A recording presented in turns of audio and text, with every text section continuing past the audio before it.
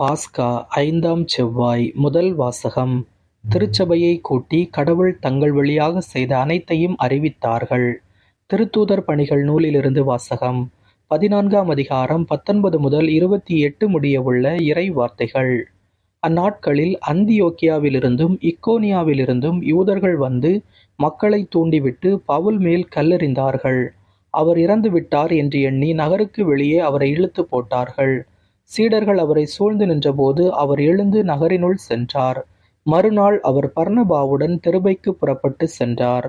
அந்த நகரில் அவர்கள் நற்செய்தி அறிவித்து பலரை சீடராக்கிய பின் லிஸ்திரா, இக்கோனியா, அந்தியோக்கியா ஆகிய நகரங்களுக்கு திரும்பி வந்தார்கள். அங்குள்ள சீடர்களின் உள்ளத்தை அவர்கள் உறுதிப்படுத்தி, நாம் பல வேதனைகள் வழியாகவே இறையாட்சிக்கு உட்பட வேண்டும் என்று கூறி நம்பிக்கையில் நிலைத்திருக்கும்படி அவர்களை ஊக்குவித்தார்கள். அவர்கள் ஒவ்வொரு திருச்சபையிலும் மூப்பர்களை தேர்ந்தெடுத்து நோன்பிருந்து இறைவனிடம் வேண்டி தாங்கள் நம்பிக்கை கொண்டிருந்த ஆண்டவரிடம் அவர்களை ஒப்படைத்தார்கள். பின்பு பிசிதியா வழியாக பம்பிலியா வந்தார்கள். பெருகை நகரில் இறை வார்த்தையை அறிவித்த பின் அத்தாலியா வந்தார்கள். அங்கிருந்து கப்பலேறி அந்தியோக்கியா வந்தார்கள். அங்குதான் அவர்கள் அருள் வழங்கும் கடவுளின் பணிக்கென்று அர்ப்பணிக்கப்பட்டார்கள். இப்போது அப்பணியை செய்து முடித்து விட்டார்கள். அவர்கள் அங்கு வந்ததும் திருச்சபையை கூட்டி கடவுள் தங்கள் வழியாக செய்த அனைத்தையும் அவர் பிற இனத்தவருக்கு நம்பிக்கை கொள்ளும் வாய்ப்பை கொடுத்ததையும் அறிவித்தார்கள். அங்கே அவர்கள் சீடர்களுடன் பல நாட்கள் தங்கினார்கள். ஆண்டவரின் அருள்வாக்கு. இறைவனுக்கு நன்றி. பதிலுரை பாடல் பல்லவி. ஆண்டவரே, மக்கள் உமது அரசின் மாட்சியை அறிவிப்பர். ஆண்டவரே, மக்கள் உமது அரசின் மாட்சியை அறிவிப்பர்.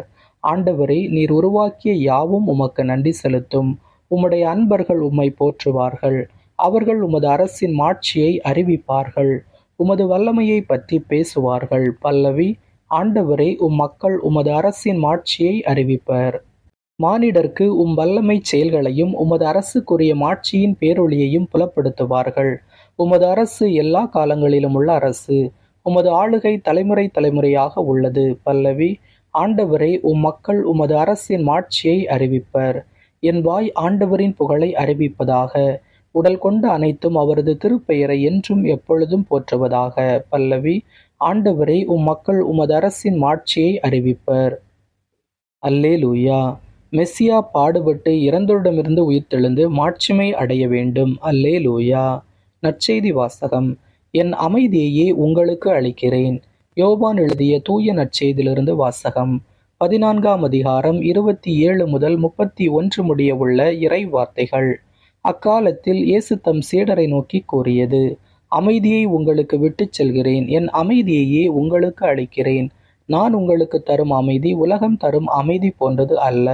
நீங்கள் உள்ளம் கலங்க வேண்டாம், மருள வேண்டாம். நான் போகிறேன், பின் உங்களிடம் திரும்பி வருவேன் என்று நான் உங்களிடம் சொன்னதை கேட்டீர்களே. நீங்கள் என் மீது அன்பு கொண்டிருந்தால் நான் தந்தையிடம் செல்வது பற்றி மகிழ்ச்சி அடைவீர்கள். ஏனெனில் தந்தை என்னை விட பெரியவர். இவை நிகழும் போது நீங்கள் நம்புமாறு இப்போதே இவை நிகழும் முன்பே சொல்லிவிட்டேன்.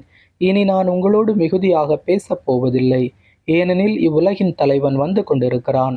அவனுக்கு என்மேல் அதிகாரம் இல்லை. ஆனால் நான் தந்தை மீது அன்பு கொண்டுள்ளேன் என்பதையும் அவர் எனக்கு கட்டளையிட்டபடி செயல்படுகிறேன் என்பதையும் உலகு தெரிந்து கொள்ள வேண்டும். ஆண்டவரின் அருள்வாக்கு. கிறிஸ்துவே, உமக்கு புகழ். இன்றைய சிந்தனை. இயேசு மேற்கொண்ட பணிவாழ்வின் முடிவு மிகவும் துயர் நிறைந்தது. சிலுவை பாடுகள் வழியாக மீட்பின் பணி முழுமை பெறும். இவற்றையெல்லாம் அறிந்தவராய் சிலுவை மரணத்தை தமது மாட்சியின் நேரமாக குறிப்பிடுகின்றார். இந்நிலையில் பிரியாவிடை வார்த்தைகளை தம் சீடர்களிடம் சொல்லிக் கொண்டிருந்த வேளையில் தமது அமைதியை அவர்களுக்கு விட்டுச் செல்கின்றார். உலகம் தருகின்ற அமைதி போல் அல்லாமல் விண்ணக அமைதியை அளிக்கின்றார். இயேசு தம் தந்தையிடம் செல்வது நிரந்தரமாக நம்மை விட்டு பிரிவதற்காக அல்ல.